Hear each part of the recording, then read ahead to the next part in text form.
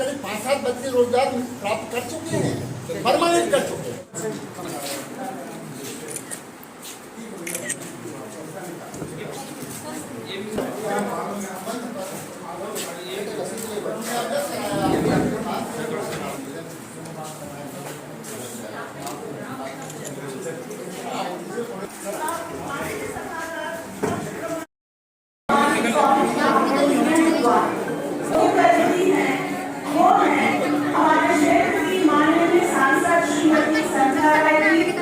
मैं महाविद्यालय परिवार की ओर से उनका अभिनंदन करती हूँ, स्वागत करती हूँ। आज के कार्यक्रम बहुत सारे विशिष्ट अतिथि भी हमारे बीच में हैं, मंच पर आसीन हैं।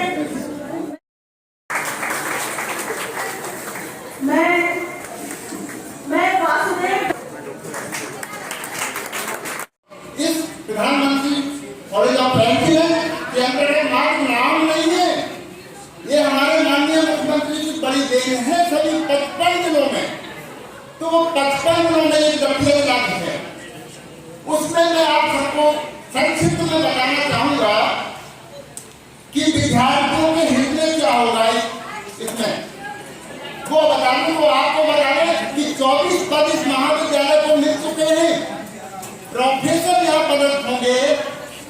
इसके साथ ही अभी बता दें 3 को अभी पदस्थ हो चुके 2 दिन के अंदर। आगे आपको बता दें कि जो विषय हमारे यहाँ कभी पढ़ाए नहीं जाते थे, उनमें संगीत जैसा विषय, उनमें बायोटेक जैसा विषय, उनमें कंप्यूटर साइंस जैसा विषय, उनमें रिटेल मैनेजमेंट जैसा विषय कभी सुना नहीं होगा आपने। वो विषय इसके साथ साथ 4 विषयों में पीजी क्लासेस, जिसमें भूगोल, जिसमें गणित, जिसमें गणित और जिसमें समाज शास्त्र जैसा विषय शामिल हो गया। ये हमारे लिए गर्व की बात है, हमारे विद्यार्थियों के लिए गर्व की बात है। और इससे बड़ी बात क्या हो सकती है, बच्चों को अब दतिया से बाहर नहीं जाना होगा। ये हमारे महाविद्यालय शिक्षा हमारे शरीर की और आज के दौर की आवश्यकता है। पेट को भोजन चाहिए, शरीर को कपड़े चाहिए, इसी प्रकार मस्तिष्क को ज्ञान चाहिए और ज्ञान समय के अनुसार बदलता रहता है। आदिकाल में गुरुकुल थे, शासकीय शिक्षा हुई या प्राइवेट शिक्षा हुई, बहुत सारे आयाम बदले, लेकिन आवश्यकता इस बात की है कि हमारे मन ने किस चीज को ग्रहण किया। सरकारों के अपनी स्वार्थ होते हैं और पहले की जो सरकार रही है उन्होंने अपने स्वार्थ के अनुसार शिक्षा को आपके सामने प्रस्तुत किया और हमने वही ग्रहण किया। और आज यहाँ जो इस एक्सीलेंस कॉलेज का उद्घाटन हो रहा है, शुभारंभ हो रहा है, सबसे महत्वपूर्ण बात ये होती है कि शिक्षा की गुणवत्ता कैसी है, क्योंकि हर जगह एक ही बात रहती है, चाहे किसी भी क्षेत्र में जाए, कि आपकी क्वालिटी क्या है, आपकी गुणवत्ता कैसी है। वो गुणवत्ता यदि सर्वोत्कृष्ट है, उत्कृष्ट है, तो फिर उसको कोई चैलेंज नहीं कर सकता। आज के समय में सबसे बड़ी जो हमारी जरूरत है वो उत्कृष्ट शिक्षा की जरूरत है। गुणवत्ता हमारी शिक्षा की यदि सर्वोत्तम है तो फिर हम किसी भी क्षेत्र में पीछे नहीं रह सकते, क्योंकि शिक्षा ही एक ऐसा क्षेत्र है जो व्यक्ति शिक्षित होता है कभी वो डिफीट खा ही नहीं सकता, कभी जिंदगी में पीछे नहीं रह सकता। और आज हम जिस एक्सीलेंस कॉलेज का उद्घाटन करने जा रहे हैं वो कॉलेज आगे बढ़े, सुविधाएं कितनी दे दीजिए, लेकिन सुविधाओं के बाद यदि नकल हो उन सुविधाओं का कोई मतलब नहीं। नकल से विद्यार्थी पास हो तो कोई मतलब नहीं। आप शक्ति रखिए, परीक्षाओं में शक्ति होना चाहिए। तो हमारा यही आप सबसे अनुरोध है कि आप यदि प्रधानमंत्री ने हमको दिया है तो इसकी गुणवत्ता, शिक्षा की गुणवत्ता बहुत अच्छी हो, अच्छे शिक्षक, अच्छे विद्यार्थी आप पैदा करें। बहुत बहुत धन्यवाद। जय हिंद।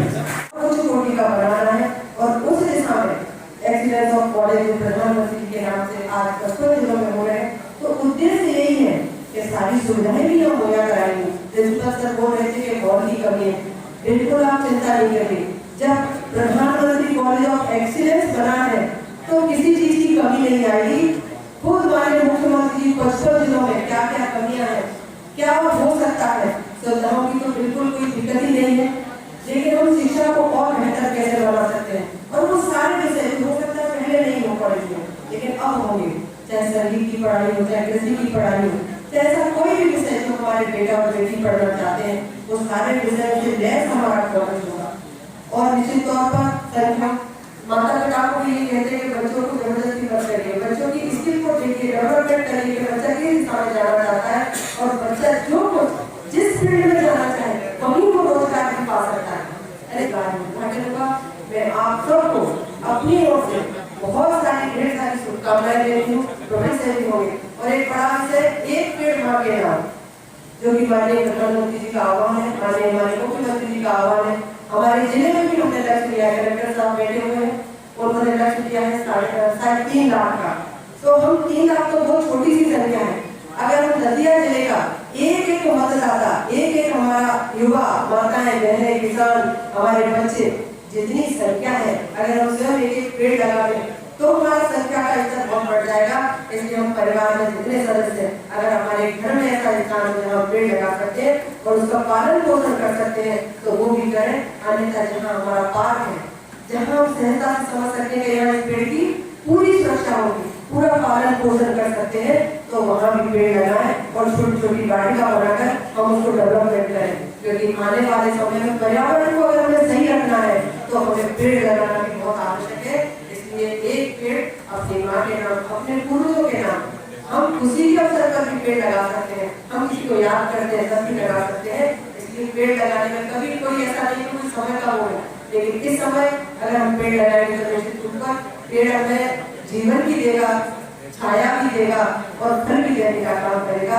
इसलिए पेड़ की महत्ता को आप समझिए और एक वृक्ष जरूर लगाइए।